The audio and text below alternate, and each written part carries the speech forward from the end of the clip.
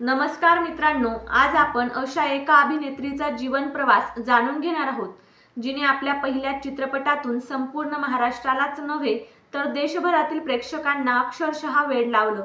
आजही अनेक जण तिचं खरं नाव विसरतात, पण अर्ची म्हटलं की तिचा चेहरा डोळ्यांसमोर उभा राहतो. ही अभिनेत्री म्हणजेच रिंकू राजगुरू. पडद्यावर अत्यंत आत्मविश्वासाने वावरणारी ही अभिनेत्री प्रत्यक्ष आयुष्यात मात्र एका साध्या सर्वसामान्य कुटुंबातून आलेली आहे. तिच्या आयुष्यात ना कोणती चित्रपटांची पार्श्वभूमी होती, ना अभिनयाचं शिक्षण, ना मोठ्या लोकांची ओळख. तरीही नशीब, मेहनत आणि तिच्यातील नैसर्गिक अभिनयामुळे ती लाखो लोकांच्या मनात कायमची घर करून गेली. चला तर मग जाणून घेऊया रिंकू राजगुरूचा संपूर्ण जीवन प्रवास. रिंकू राजगुरूचा जन्म 3 जून 2001 रोजी महाराष्ट्रातील सोलापूर जिल्ह्यातील अकलूज येथे झाला. तिचं पूर्ण नाव आहे प्रेरणा महादेव राजगुरू, परंतु तिला रिंकू असं म्हणतात. तर घरातील आणि जवळच्या लोकांमध्ये ती रिंकू या नावाने ओळखली जाऊ लागली. पुढे हेच नाव तिची ओळख बनलं. रिंकूचं बालपण अगदी साधेपणात गेलं. तिचं कुटुंब मध्यमवर्गीय होते. तिचे वडील महादेव राजगुरू हे नोकरी करत होते, तर आई घर सांभाळत होती. घरात शिक्षणाला खूप महत्त्व दिलं जायचं, त्यामुळे अभिनय किंवा चित्रपट सृष्टीचा विचार कधीच त्यांच्या मनात नव्हता. लहानपणापासूनच रिंकू खूप चंचल, आत्मविश्वासू आणि अभ्यासाबरोबरच खेळांमध्येही सक्रिय होती. शाळेत विविध उपक्रमांमध्ये ती उत्साहाने सहभागी व्हायची. कबड्डी खेळण्याची तिला विशेष आवड होती. अभिनयाचं कोणतंही औपचारिक प्रशिक्षण तिने घेतलेलं नव्हतं. शाळेत असतानाच तिचं आयुष्य एका अनपेक्षित वळणावर आलं. दिग्दर्शक नागराज मंजुळे आपल्या नव्या चित्रपटासाठी अगदी नवीन चेहरा शोधत होते. त्यांना अशी मुलगी हवी होती जी पडद्यावर अगदी नैसर्गिक वाटेल. अनेक मुलींच्या ऑडिशन्स झाल्या, पण त्यांना हवी तशी व्यक्ती मिळत नव्हती. याच काळामध्ये रिंकूने सुद्धा ऑडिशन दिलं. सुरुवातीला तिला ही कल्पना नव्हती की ही संधी तिचं संपूर्ण आयुष्य बदलून टाकणार आहे. तिचा साधेपणा, बोलण्याची शैली, आत्मविश्वास आणि कॅमेऱ्यासमोरचा नैसर्गिक वावर पाहून तिची निवड झाली. त्यामुळे रिंकू अजून शाळेत शिकत होती. एवढ्या मोठ्या चित्रपटात मुख्य भूमिका मिळणं ही तिच्यासाठी आणि तिच्या कुटुंबासाठी अविश्वसनीय गोष्ट होती. चित्रपटाच्या चित्रीकरणासाठी तिला मेहनत घ्यावी लागली. अभिनयातील बारकावे, कॅमेऱ्यासमोर कसं वागायचं, संवेदापेक्षा भावनांमधून अभिनय कसा करायचा याचा तिने सातत्याने सराव केला. पहिला चित्रपट असल्यामुळे सुरुवातीला थोडी भीती होती, पण हळूहळू तिचा आत्मविश्वास वाढत गेला.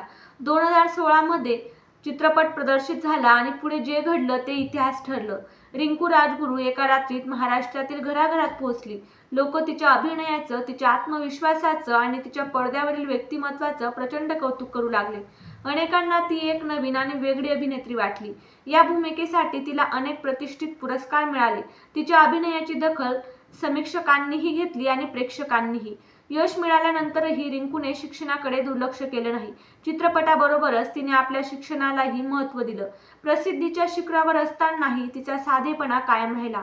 यानंतर तिने मराठीबरोबरच हिंदी चित्रपट आणि वेब मालिकांमध्येही काम केलं. प्रत्येक भूमिकेत काहीतरी वेगळं करण्याचा तिचा प्रयत्न दिसून आला. ती फक्त एका भूमिकेपुरती मर्यादित न राहता विविध प्रकारच्या व्यक्तिरेखा साकारू लागली. आज रिंकू राजगुरू मराठी चित्रपटसृष्टीतील लोकप्रिय अभिनेत्रींपैकी एक मानली जाते. तिच्या अभिनयात नैसर्गिकपणा, आत्मविश्वास आणि भावनिक ताकद दिसून येते. त्यामुळे आजही अनेक दिग्दर्शक तिच्यासोबत काम करण्यास उत्सुक असतात. एका साध्या मध्यमवर्गीय कुटुंबातील मुलगी जिने कोणतेही चित्रपट पार्श्वभूमी नसताना केवळ आपल्या मेहनतीच्या आणि अभिनयाच्या जोरावर लाखो लोकांच्या मनात स्थान निर्माण केलं. हा तिचा प्रवास अनेक तरुण तरुणींसाठी प्रेरणादायी आहे. अर्ची ही केवळ एक प्रेमकथेतील नायिका नाही. ती स्वाभिमानी, निर्भीड आणि स्वतःचा निर्णय स्वतः घेणारी तरुणी म्हणून प्रेक्षकांसमोर उभी राहते. तिच्या स्वभावात आत्मविश्वास आहे, हट्टीपणा आहे, पण त्याचबरोबर प्रेमासाठी कोणत्याही संकटाला सामोरं जाण्याची ताकदही आहे. चित्रपटात अर्ची एका प्रभावशाली आणि श्रीमंत राजकीय कुटुंबातील मुलगी असते. तिचे वडील गावातील मोठे आणि प्रभावी नेते असतात. घरातील प्रत्येक जण त्यांच्या शब्दाला अंतिम मानतो. कुटुंबाची प्रतिष्ठा, मान मरातब आणि समाजातील स्थान यांना त्या घरात खूप महत्त्व असतं. अर्चीचं बालपण कोणत्याही आर्थिक अडचणींशिवाय गेलेलं असतं. तिला उत्तम शिक्षण, सर्व सुविधा आणि सुरक्षित वातावरण मिळालेलं असतं. पण या सुखसोयींबरोबर तिच्यावर कुटुंबाच्या प्रतिष्ठेची जबाबदारीही असते. अर्चीचा मोठा भाऊ तिच्यावर प्रेम करतो, पण त्याच वेळी बहिणीने कुटुंबाच्या चौकटीबाहेर जाऊन निर्णय घेणं त्याला मान्य नसतं. त्यामुळे घरात प्रेम असलं तरी शिस्त आणि अधिकार यांनाच अधिक महत्त्व दिलेलं असतं. दुसरीकडे परशा हा साध्या शेतकरी कुटुंबातील मेहनती आणि मनाने निरागस तरुण असतो. त्याचं कुटुंब श्रीमंत नसतं, पण कष्टावर विश्वास ठेवणारं असतं. आर्थिक आणि सामाजिक दृष्ट्या तो अर्चीच्या घरापेक्षा खूप वेगळ्या परिस्थितीत वाढलेला असतो. याच दोन वेगळ्या जगांची भेट या कथेला वेगळं वळण देते. अर्ची आणि परशा यांची ओळख होत जाते. सुरुवातीला दोघांमध्ये फारसं बोलणं नसतं, पण हळूहळू एकमेकांबद्दल आकर्षण आणि विश्वास निर्माण होतो. अर्चीला परशामध्ये प्रामाणिकपणा आणि साधेपणा दिसतो, तर परशाला अर्चीचा आत्मविश्वास आणि निर्भीड स्वभाव आवडू लागतो. अर्चीचं सर्वात मोठं वैशिष्ट्य म्हणजे ती परिस्थितीपासून पळ काढणारी मुलगी नाही. ती निर्णय घेते, त्यांची जबाबदारी स्वीकारते आणि संकट आली तरी मागे हटत नाही. प्रेम तिच्यासाठी केवळ एक भावना नसून एक जबाबदारी असते. मात्र समाजाला हे नातं स्वीकारणं कठीण जातं.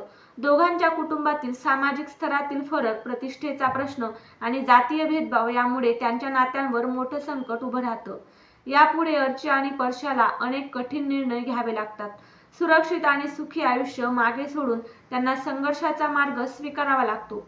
या संघर्षात त्यांना आर्थिक अडचणी, एकटेपणा आणि अनेक संकटांचा सामना करावा लागतो.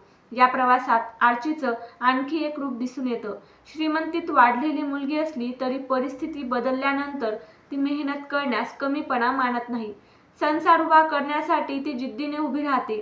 तिचा स्वभाव अधिक परिपक्व होत जातो आणि प्रेमासोबत जबाबदारीचीही जाणीवही वाढत जाते. याच कारणामुळे अर्ची हे पात्र आजही अनेकांच्या लक्षात आहे. ती केवळ प्रेम करणारी मुलगी नाही, तर स्वतःच्या निर्णयांवर ठाम राहणारी, संकटात न खचणारी आणि आयुष्याशी दोन हात करणारी व्यक्तिरेखा आहे. पण त्यांच्या आयुष्यातील सर्वात मोठी परीक्षा अजून बाकी असते. अनेक संकटांवर मात करून हे दोघेही नव्या आयुष्याची नवी स्वप्न पाहू लागतात. त्यांना एक गोंडस मुलगा देखील होतो. काही काळासाठी तरी त्यांच्या आयुष्यात स्थैर्य आणि आनंद परत आल्यासारखा वाटतो. मात्र नियतीला काही वेगळंच मान्य असतं. एका दिवशी अर्चीच्या माहेरच्या घरातील लोक त्यांना भेटायला येतात. अनेक वर्षांचा राग आता संपला असेल, कुटुंबाने आपल्याला स्वीकारलं असेल अशी आशा अर्ची आणि परशाच्या मनामध्ये निर्माण होते. जुन्या जखमा भरून निघतील आणि मुलालाही आजी आजोबाचं, मामाचं प्रेम मिळेल, अशी एक नवीन सुरुवात होईल असं त्यांना वाटतं. पण ही आशा फार काळ टिकत नाही. कुटुंबांच्या मान सन्मानाच्या नावाखाली समाजात प्रतिष्ठा टिकवण्याच्या चुकीच्या विचारांमधून अत्यंत क्रूर निर्णय घेतला जातो. अर्ची आणि परशा यांच्यावर जीवघेणा हल्ला केला जातो आणि त्या हल्ल्यामध्ये दोघांचाही दुर्दैवी अंत होतो. चित्रपट हा प्रसंग अतिशय संयमाने दाखवतो. हिंसाचाराचा तपशील दाखवण्यापेक्षा त्यानंतरचं भयानक वास्तव प्रेक्षकांसमोर उभं करतो. घरभर पसरलेली शांतता, रक्ताचे डाग आणि त्या सगळ्या गोंधळात काहीही न समजणारा त्यांचा लहान मुलगा, हे दृश्य शब्दांपेक्षा जास्त बोलून जातं. याच क्षणी प्रेक्षकांच्या मनातला सर्वात मोठा धक्का बसतो. कारण शेवटच्या काही क्षणांपूर्वीपर्यंत प्रेक्षकांना वाटत असतं की आता त्यांच्या आयुष्यातील संघर्ष संपलेला आहे. पण अचानक घडलेली ही घटना केवळ दोन व्यक्तींचा अंत नसतो, तर दोन स्वप्नांचा, एका छोट्या कुटुंबाचा आणि एका निरागस बालपणाचाही अंत ठरतो. अर्ची ही श्रीमंत घरातील मुलगी होती. तिने प्रेमासाठी वैभव सोडलं. परशा साध्या कुटुंबातील मुलगा होता. त्याने प्रेमासाठी संकटांचा सामना केला. दोघांनीही नव्याने संसार उभा केला, पण समाजातील जात, प्रतिष्ठा आणि तथाकथित सन्मान यांसारख्या चुकीच्या समजुतींनी त्यांचं आयुष्य हिरावून घेतलं. याच कारणामुळे सैराटचा शेवट आजही मराठी चित्रपटसृष्टीतील सर्वात प्रभावी आणि अस्वस्थ करणाऱ्या शेवटांपैकी एक मानला जातो. सैराट या चित्रपटातून मिळालेली शिकवण म्हणजे ऑनर किलिंग कधीच सन्मानाचं प्रतीक नसतं. कुटुंबाचा मान राखण्याच्या नावाखाली एखाद्याचा जीव घेणं कोणत्याही परिस्थितीमध्ये योग्य ठरू शकत नाही. दुसरी शिकवण म्हणजे जात आणि सामाजिक भेदभाव अजूनही अनेक आयुष्य उद्ध्वस्त करू शकतो. प्रेम करणाऱ्या दोन व्यक्तींमध्ये समाजाने उभ्या केलेल्या भिंती किती भयानक परिणाम दाखवू शकतात हे हा चित्रपट दाखवतो. प्रेमाबरोबर जबाबदारी आणि संघर्षही येतो. अर्ची आणि परशाने अनेक संकटांना तोंड दिलेलं असतं, मेहनत केलेली असते आणि स्वतःचं आयुष्य उभे करण्याचा प्रयत्न केलेला असतो. प्रेम म्हणजे फक्त भावना नसून त्यासाठी त्याग आणि धैर्य सुद्धा लागतं. द्वेषाचा सर्वात मोठा बळी निरपराध लोक ठरतात. या कथेत सर्वात हृदयद्रावक गोष्ट म्हणजे त्यांच्या लहान मुलाचं भविष्य. मोठ्यांच्या चुकीच्या निर्णयांची किंमत अनेकदा लहान मुलांना चुकवावी लागते. अर्ची ही फक्त एका चित्रपटातील व्यक्तिरेखा नव्हती.